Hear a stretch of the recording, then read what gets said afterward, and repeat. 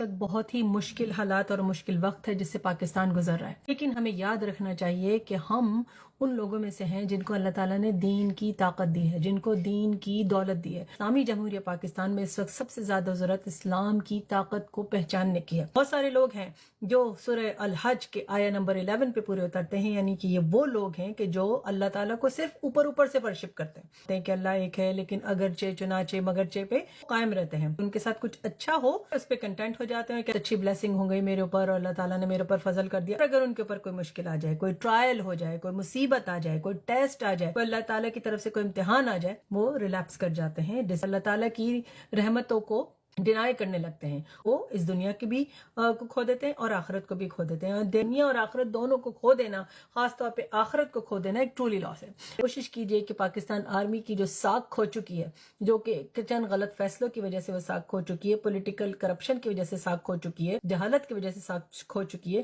اس کو آپ بنانے میں، مینڈ کرنے میں مدد کریں۔ عمران خان وہ واحد لیڈر ہیں جو اس ملک کی قسمت بدل سکتے ہیں، اور ان کا فوج کے ساتھ کام کرنا بہت ضروری ہے۔ ایک بہت مشہور کوٹ ہے ان کا جو کہ بار بار کہتے ہیں، اور یہ ملک بھی میرا ہے، عوام بھی میری ہے، اور فوج بھی میری ہے۔